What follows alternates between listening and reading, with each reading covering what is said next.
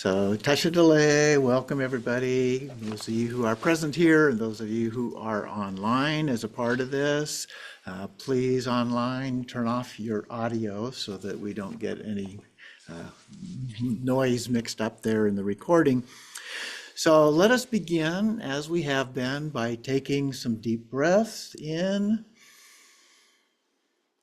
and then out very slowly.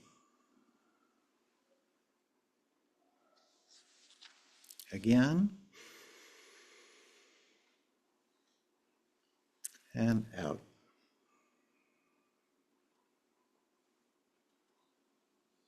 One more.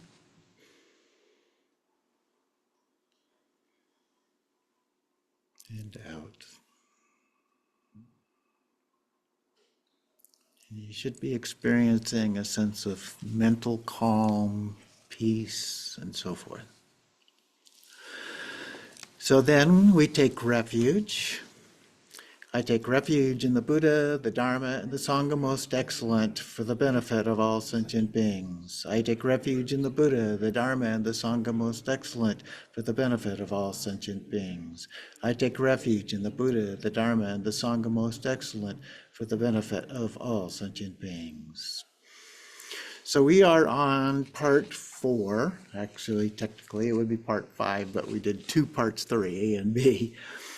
So we're shifting gears now to the path of altruism. So we started off looking at some general characteristics of Buddhism, and then focus on the path of individual liberation.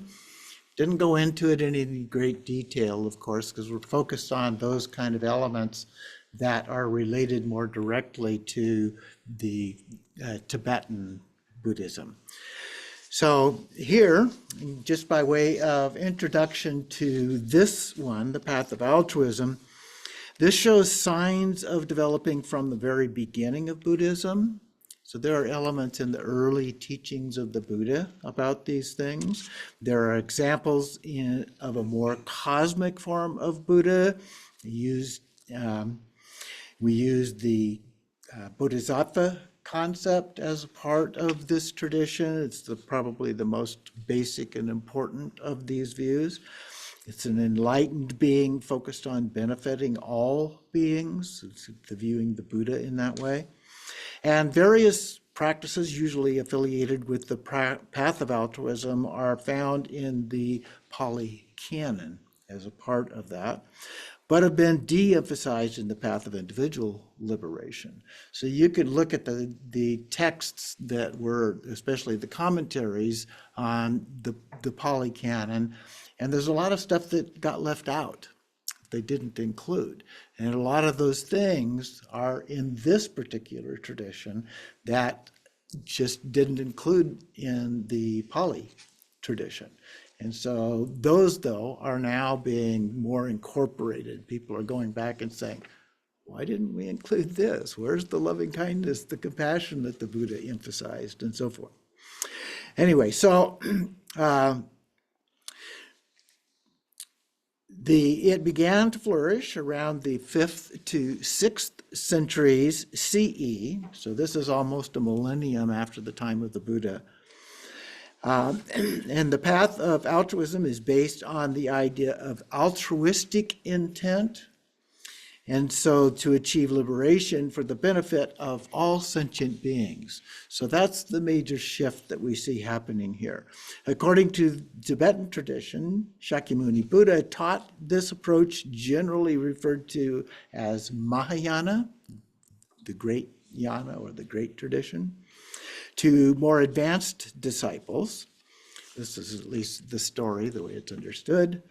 This may, of course, be a rationalization of this view, as the title itself means greater vehicle, a somewhat self-serving distinction. Nevertheless, the important development that led to this path was the idea that the Buddha himself not only attained liberation, but then shared that with others. That became the basis of this path, to help others attain liberation. Of course, the Buddha was doing that. He was apparently a little hesitant at first, but then he started sharing what he had learned and the experiences and so forth with other followers. So this approach adds a broader ethical perspective, some additional practices to further that view, and an elaboration of basic philosophical view of wisdom than that found in the path of individual liberation. So we'll begin looking into those characteristics here. The path of altruism is sometimes referred to as the path of the antidote. It's an antidote to the kind of problems that we experience. Specific afflictive emotions, unethical behaviors, and so forth may be addressed with specific practices as antidotes. For example, the 10 wholesome actions are antidotes to the corresponding 10 unwholesome actions. From a Western moral development point of view, see, there's a footnote in the book on Lawrence Kohlberg, a footnote on page 171, if you want to look at this. It has been shown that people move from a focus on me to a shift to a focus on we as we develop moral development. So in a few cases, it moves on into another level that he referred to as you. So there's 3 basic levels. Actually, if you look at it, he divides each of those into 2 characteristics, so it makes a total of 6 as a part of that. But the basic one, from an idea of me to we to you, is characteristic of this sense of moral development. So in general, the path of individual liberation focuses on me, on ourself. The path of altruism focuses on we and, in some cases, you as well. In this sense, the path of altruism shows some degree of progress in understanding, whether articulated that way by Shakyamuni Buddha or elaborated upon by later followers. The core concept of the path of altruism is Bodhicitta, the mind of enlightenment. Bodhicitta includes both relative and ultimate, compassion and wisdom. Relative bodhicitta is further divided into altruistic intention and altruistic action. So we have the intention. We talked before in terms of ethics about the importance of intention, but here it also embraces that idea of taking action as well. Our intention is often incorporated into the refuge vow. I take refuge in the Buddha, the Dharma, and the Sangha most excellent, in order to enable all other sentient beings to attain liberation. So we often see that there's a lot of variations in the refuge vow, but it oftentimes includes that. So here it is in the second line of the vow. This may be followed by one of the famous prayers of altruistic action referred to as the 4 immeasurables. May all sentient beings have happiness and the causes of happiness. May they be liberated from suffering and the causes of suffering. May they be separated from the happiness free from sorrow. And may they rest in equanimity, free from attachment and aversion. So that focus has shifted from me to a broader audience of we or even you. The 4 lines represent the 4 immeasurables: loving kindness, compassion, joy, and equanimity, or mental calm. Thus, we are stating our intention to act with the loving kindness, compassion, joy, and equanimity for all beings, as well as a wish that all beings have that experience. So joy here, or sometimes sympathetic joy, also refers to the joy of liberation. So His Holiness the Dalai Lama often says, my religion is loving kindness, or my religion is compassion. So he's emphasizing this aspect of this. The influence of Buddhism in the world is largely due to its practice of love and equality and liberation for all beings. Great Master Shabkar, that I quote every once in a while in the book, one with compassion is kind even when angry. One without compassion kills even as he smiles. For one With compassion, even enemies turn into friends. Without compassion, even friends turn into enemies. Therefore, all you renunciates and householders cultivate compassion, and you will achieve Buddhahood. So it's a very important principle. And as I said, it really shows up in the Pali Canon a lot more than it does in the Theravada tradition. But as I said, they're going back, and a lot of contemporary people are beginning to incorporate some of those other teachings of the Buddha that are in the Pali Canon. Therefore, compassion is the root of liberation, because liberation cannot be achieved without compassion. Okay, so looking specifically at the text now, chapter 8, the first training on the path of altruism, which is ethics. So we do ethics, we do meditation, and then we do the wisdom parts there. So here, the emphasis is on what we call the two truths. So in addition to the Four Noble Truths, the Buddha differentiated between what are called the two truths: relative truth and ultimate truth. Relative truth has to do with samsara, this world, what's going on here. Ethics and meditation fit into that category, whereas wisdom fits into the category of ultimate truth. And so it fits more into the wisdom aspect, and the relative truth fits into more of the ordinary daily life aspect. So relative truths help us along the path. Ultimate truth is both the true nature of things and the fruition or result. The pairings of relative and ultimate bodhicitta are similar. Relative bodhicitta includes the altruistic intention and actions, loving kindness and compassion, among others. Ultimate bodhicitta is transcendent wisdom or ultimate truth.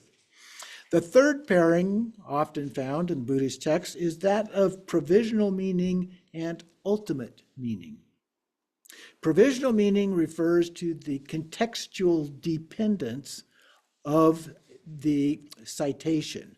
So whatever the source is and how it relates to that is dependent in some way. That is, it may be true in a particular person, time, or place, and not true in others. So the circumstances become an issue there in looking at that. In general, relative truth matches with provisional meaning and relative bodhicitta. Ultimate meaning generally matches with ultimate truth and ultimate bodhicitta. Once again, keep the four reliances in mind when applying ethical guidelines that we talked about in chapter 3. It is particularly important to see or keep this ultimate nature in mind when reading texts or doing practices. So as you look at that, which one does this refer to? Or in some cases, it may be elements of both.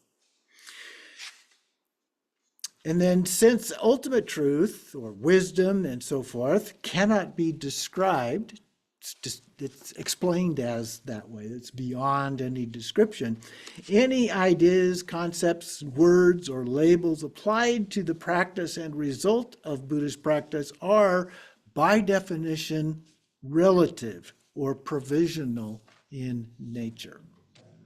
No less than Je Tsongkhapa, the founder of Gelugpa order, came to the same conclusion late in his life, stating that anything we can say about Buddhism is relative.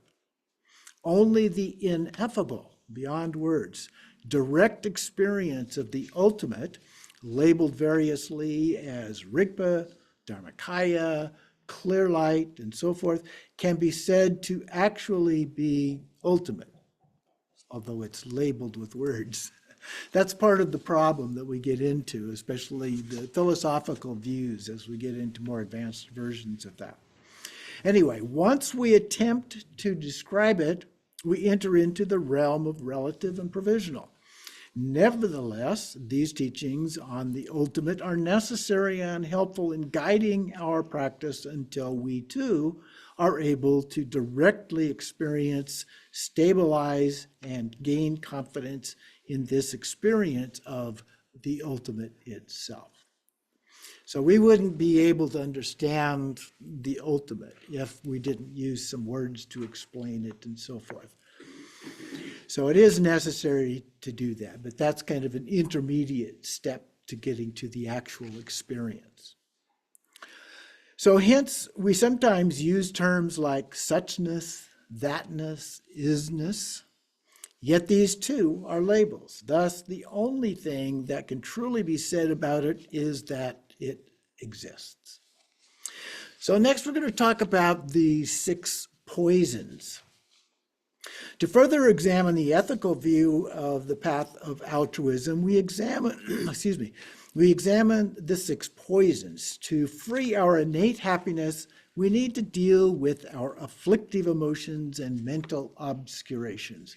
Now, there's lots of lists in Buddhism of things that are problematic in one way or another, and these 2 are used to kind of a super categorization of those things rather than all of the individual lists as a part of it. So afflictive emotions and mental obscurations. So fundamental ignorance is the root cause of poison. Or from this, we develop a sense of self and ego. So that idea of fundamental ignorance becomes a problem with that, which leads to differentiating self from other. Having done that, then we also develop desire, attachment, and anger, aversion. Together, ignorance, desire, and anger are referred to as the 3 poisons. Those are probably the 3 most fundamental issues that the Buddha actually talks about, but there are others that get added in his various teachings. So together, they are the 3 poisons. Then these lead to other related afflictions and obscurations. Among the most central of these, as described by the Buddha, are jealousy, greed, and pride or arrogance. So we put those together with the first 3, and we have what are referred to as the 6 poisons. So those then are considered a poison on the path to liberation. So they create problems for us in order to achieve liberation. So these are frequently mentioned in Buddhist texts, so it is important to be aware of them. They are often linked to the Buddhist view of the 6 realms: hell beings, hungry ghosts, animals, humans, jealous gods, and gods, respectively. But each of these clearly exists in the human realm as well. They are said to exist in your mind. They are not physical locations somewhere in this universe, although, of course, the human and animal realms include our physical space on the planet Earth. For example, anger. Anger is associated with the hell realms. There are hot and cold hell realms as well. We all know people who manifest anger with rage, yelling, screaming, and so forth, sometimes even hitting or throwing things or otherwise harming other beings. This is a hot hell. Others turn a cold shoulder and go inside, unwilling to share or communicate with any form. That is a cold hell. So hungry ghosts are seen as beings with huge stomachs and tiny mouths and throats. They always want more. But even when they get it, it is slow and painful to eat or drink. Thus, there's never enough. This represents greed, the second of these. Animals live in a state of ignorance compared to humans. We, of course, are animals, but we're differentiating them here, of how their own killing of others for food is harmful to those other beings. I mean, you've got to eat, right? So how can that possibly be a bad thing to do? Or they are ignorant that they will be killed for food or be enslaved as work animals. So different characteristics of animals here. Many are not, of course, and many others do not eat other animals, even though it's listed as and described as all animals doing that. Humans are characterized as having strong sensual desires, particularly sexual desire. Now, note that not all forms of desire are necessarily a poison. As some mistakenly say, the desire for liberation, for example, is a good thing. You must discern whether a particular desire is helpful or harmful to your practice. A strong attachment to lust can be a huge barrier to our focus on achieving liberation. And of course, lust doesn't necessarily refer just to sex. It's all kinds of desires that we may have. Then, when we lose something we loved or wanted to have but did not get it, then we may suffer from jealousy. Oh, the neighbor's got this new car, I want one of those. In extreme forms, it can lead to anger. The jealousy, or jealous or demigod category are said to be those who are jealous of what the gods have. The gods themselves suffer from their pride and arrogance, only to fall to a lower realm after a long period of isolation from others and their discontent. Now, it is said that between those two realms, the demigods and the gods, there is a wish-fulfilling tree that grows there. The roots of that tree are in the jealous god realm. The leaves, with all of the benefits, the actual benefits of the tree, are in the God realm. And so the jealous gods are very jealous about that. I mean, they've got the tree, but the gods get all the benefits. So that's kind of the story behind it. Although the words are synonymous with the English language, gods and yidams, or deities, are used to indicate different categories in Tibetan Buddhism. Gods are a category much like the mythical gods of Hinduism, Greece, or Rome. Yidams may be similar in appearance, but are representations of Buddhas and no longer within the six realms. We recognize that they are in our mind. In Tantra, we use them to help with our transformation into becoming a Buddha in the practices that we do with yidams, or oftentimes referred to as deities, although that's actually not the correct term for that. So the practices of the six perfections help us to overcome the suffering of these realms as we went through those six realms. The process of practicing meditation and pure view, you transform these poisons into wisdoms. We find these matched in the 5 Buddha families, which will be discussed later.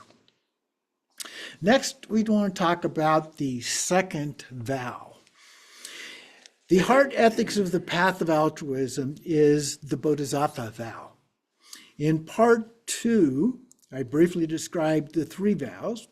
Previously, we looked at the vows of the Path of Individual Liberation, which His Holiness the Dalai Lama summarized as do good or at least do no harm. Our discussion of ethics and the Path of Altruism focuses on the second vow, this Bodhisattva vow. One form on this vow is, may I attain Buddhahood for the benefit of all sentient beings. A very direct, simple kind of a vow to make.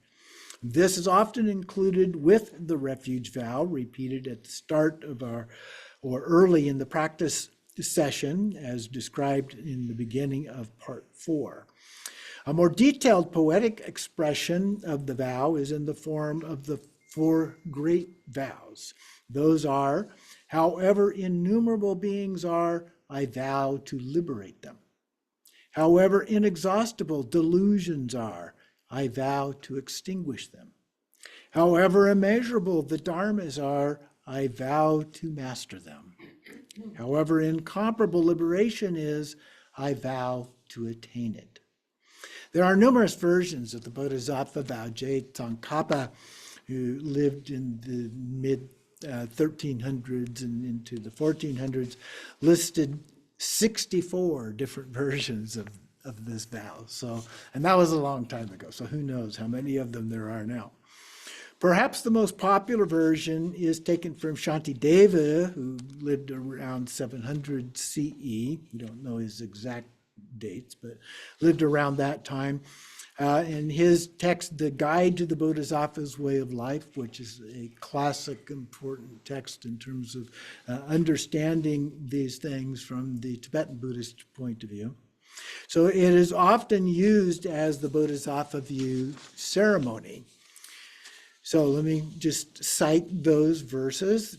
Just as all previous Sagatas, the Buddhas, generated the mind of liberation and accomplished the stages of the Bodhisattva training, so will I too, for the sake of all beings, generate the mind of liberation and accomplish all stages of the Bodhisattva training. It's a fairly concise, a little bit longer, but a fairly concise and a nice understanding of that.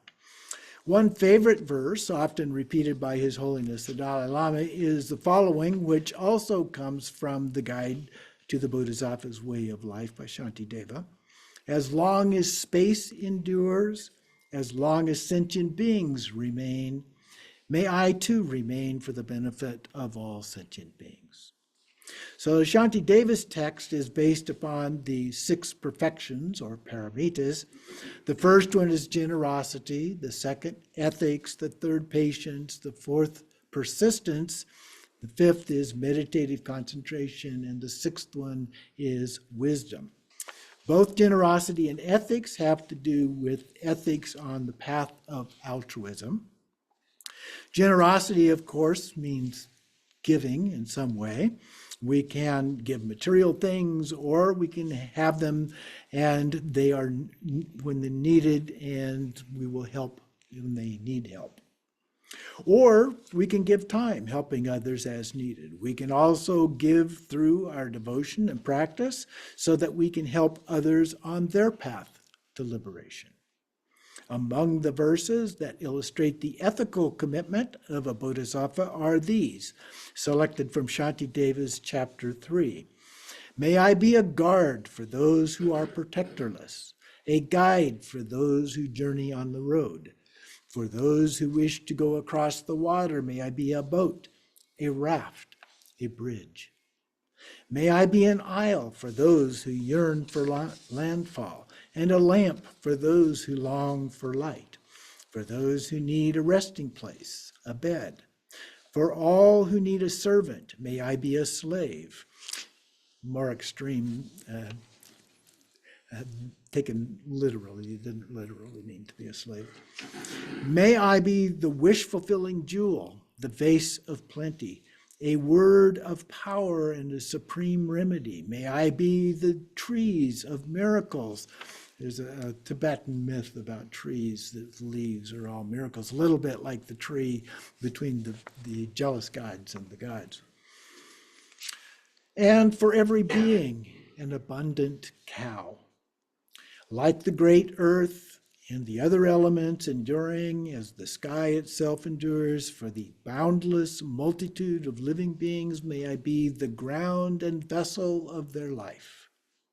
Thus, for every single thing that lives in number like the boundless reaches of the sky, may I be the sustenance and nourishment until they pass beyond the bounds of suffering. So that's a little bit longer, a little more elaborate, brings in some other kinds of ideas associated with it. But it's, again, one of those core teachings in the Path of the Bodhisattva. Another book is from The Lady of the Lotus Born, the story of Yeshe Tsogyal, the consort of Padmasambhava, and another set often referred to by His Holiness the Dalai Lama, and subject to several of his teachings is the 8 verses for training the mind. And another popular text related to this is the 37 Practices of a Bodhisattva by Tomi Zangpo. who lived between the mid 1200s and into the 1300s. And it's in Appendix A of the book. That whole text is included there.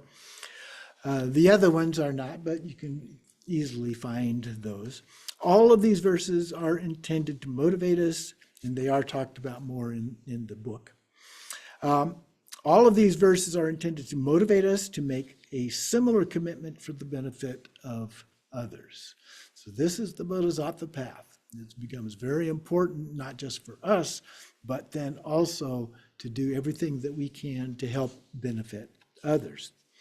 These verses reflect the essence of the ethical view of the path of altruism. Both our intention and our actions focus on the benefit of others. But this too has two levels, that relative and ultimate that we began talking about. On the relative level, it refers to the many activities reflected in the verses in the form of ordinary acts of generosity and kindness toward others. At the ultimate level, our intention and actions focus on helping others attain liberation itself. To do this, we still act on the relative level. It is said that only a fully enlightened Buddha can operate on the ultimate level. There are verses, there are stories that conflict with that a little bit, but that's kind of one of the theories here, in particularly this path. There are two primary actions that we can take. One is simply our own behavior as a role model. So if we do good things, we help others without saying anything about what we are doing, but we just do it and we begin to take on a recognition from others that that's the way we are, a role model. We can find countless examples of this in the literature, including those that I just mentioned a bit ago. We act as best we can as if we are already a Buddha. So we begin imagining ourselves as a fully realized Buddha, even though we may not be there yet. It is important to know that we cannot know the causes and conditions, or karma, behind another's actions. Some Buddhists say that because of this, we should not engage in actions that might interfere with the karma of another. This is a little bit of a problematic issue, and we actually see it in some ways here in the United States with somebody who wants to end life, that is suffering greatly, and so they would like to end their life. They're tired of this life. There are laws against that in some places. There are laws allowing it in others. So it's somewhat similar to this. And so what about do good? Clearly, the verses above state otherwise. Alternately, we can do what we believe in our heart is the best action to benefit others. The most fundamental element in doing good is our intention. So remember, when we talked about ethics, the key thing in terms of the benefit or the harm that may come in our karma has to do with our intention. It's not about what actually happens as much as it is our intention for that to happen. So never forget that. The other action is to teach, so we can actually share what we have learned with others. This, of course, necessitates that we engage in extensive study and practice to become qualified to do that in a formal way. However, you can still share what you know with others from the very beginning.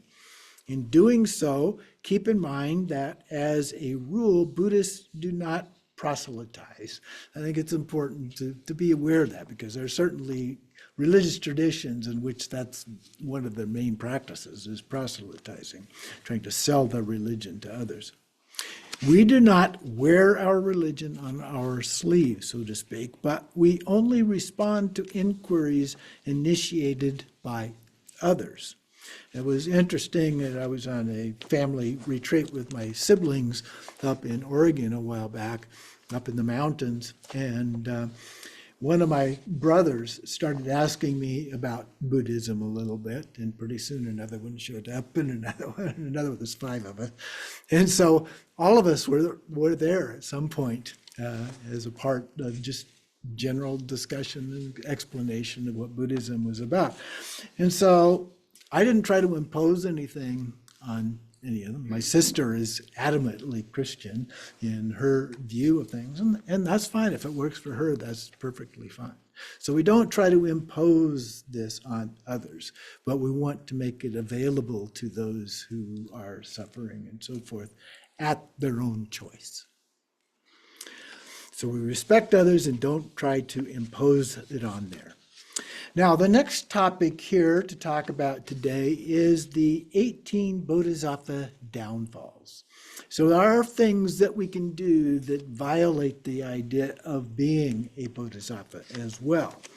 As the path of individual liberation, the path of altruism summarizes the ethical actions in the form of 10 unwholesome actions to avoid and the 10 wholesome actions to follow. Furthermore, there's a list of these 18 Bodhisattva downfalls specifically for the path of altruism. Praising yourself and denigrating others. That's pretty obvious. Not giving wealth and dharma when requested if you are able or qualified. So there are some issues that come in that maybe you can't do that one in that way. But we do what we can when asked.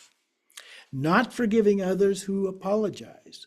So if somebody does something bad to us and then they apologize for it, we need to forgive them. The 4th one is abandoning the path of altruism. So once we've taken the vow or we've made the commitment to this, we don't let go of it. Okay? We continue that. Number 5 is taking offerings made to the 3 jewels, the 3 jewels of the Buddha, Dharma, and Sangha. So if you made an offering to those in some way, you don't take them away. Abandoning, number 6, abandoning the Dharma itself, the text, the teachings. Number 7, disrobing or causing disrobing of monks and nuns. So once you have taken on those robes as a monastic, you were told not to take those off, or that will be problems. Now, in reality, there are ways that monastics can do that and reasons for doing that as well. And you can do that without necessarily avoiding being a bodhisattva in terms of all of your other kinds of actions. But here, it's one of the things that the idea is you're trying to get them to stop with their robes, to get rid of their robes. Okay? And then the number 8 is committing the 5 heinous crimes. Now, this is a separate list. It doesn't show up in a lot of other sources, but the first one is killing one's father, mother, or an arhat. This is somebody who has been qualified as an arhat in the Pali tradition, or wounding, not killing, just wounding a Buddha, or causing a division in the Sangha. Now that's an interesting one because that one is probably the easiest of those to do in one way or another. But none of those should be done. Those are considered the 5 most heinous crimes. Number 9 is holding wrong views or not believing in the Dharma. Okay? So we can understand it in different ways. There are different ways, different interpretations, different explanations, and so forth as a part of that. And so that is perfectly okay to do that. But the idea of believing something to be true that violates the traditions as you have learned them or accepted them in terms of your understanding, then that becomes a problem. And then number 10 is destroying towns or other habitat. I don't know. recall ever hearing even a story about that in the Dharma anywhere. Teaching, number 11, teaching emptiness to the untrained. So emptiness can be a kind of confusing or difficult thing for people to understand. It can be a difficult one for trying to teach as well, that relative versus ultimate and different understandings of that. There's lots of different meanings of emptiness within the tradition. So that can be difficult. But we need to be a little bit careful about it. You can give a brief definition of it, for example, or something like that without trying to go into details. Number 12 is discouraging others from aspiration for full liberation. So if somebody really is committed and wants that, then you shouldn't try to stop them. And then number 13, causing someone to abandon their individual liberation vows. So this was, the individual vows are the ones that someone would take when they first go into the monastic role. And so trying to get them to abandon that. And number 14, denigrating the path of individual liberation. So just because we've gone into the path of the Bodhisattva doesn't mean we denigrate the path of individual liberation. And then claiming realization of emptiness when not fully realized. So the idea is, oh yeah, I know, I understand this, but you don't, and you know you don't. Okay, that's what it's referring to. Number 16, accepting something stolen from the three jewels. Now there was another one about don't steal them, but here it's if somebody else steals them, then you don't accept it as a gift from them. At least if you know that's what's going on. Number 17, showing favoritism as a form of attachment. Okay, so if we do things for people as a way of trying to set up a relationship with them, an attachment to others, that's the problem there. And finally, giving up aspiration bodhicitta, which is the goal. So giving up the goal is the 18th one in the list. So the underlying principle is that these have been found to facilitate our progress on the path to liberation. They are not laws per se that must be followed and dictated by some external God. In fact, for the most part, we could say that they are simple common sense guidelines. They're pretty practical for the most part. So to summarize, first and second vows together, do good or at least do no harm for the benefit of all beings. Always and always. So doing this will move us much closer to the goal of freeing our innate happiness. That's the goal of what this results in. In the next chapter, we will learn a few of the core practices to facilitate training of our mind to be a bodhisattva. I'm getting into the practice aspect. In general, the goals of Buddhism are awakening to a new reality of transcendent wisdom. Number 2, liberation from various kleshas, the poisons and unwholesome actions and so forth, and their causes. Number 3, realization of an alternative path of wholesome actions, love, peace, and contentment. And number 4, enlightenment itself. The union of these into an idealized mental state of full Buddhahood for the benefit of all.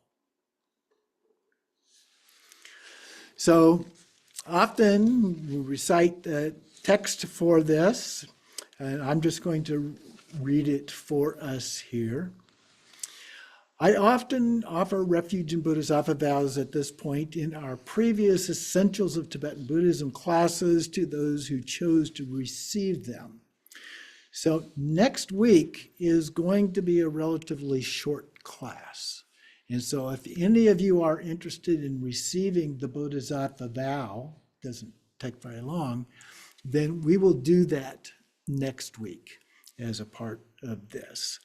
But let me know for sure that you're interested. You can also just watch. Doesn't matter if you don't want to make that as a commitment. But send me an email with your mailing address, because there is a refuge card that goes along with some of these, and I'll mail it to you if you're not hearing people, particularly online, as a part of that. So next time we go into the second training on the Path of Altruism, looking at forms of meditation, focused mostly on the 6 perfections. Start that. So thank you very much for participating today. I dedicate the merit of this practice for the benefit of all sentient beings, always and always. So thank you all very much for participating and being with us today. I'm looking forward to continuing on next week.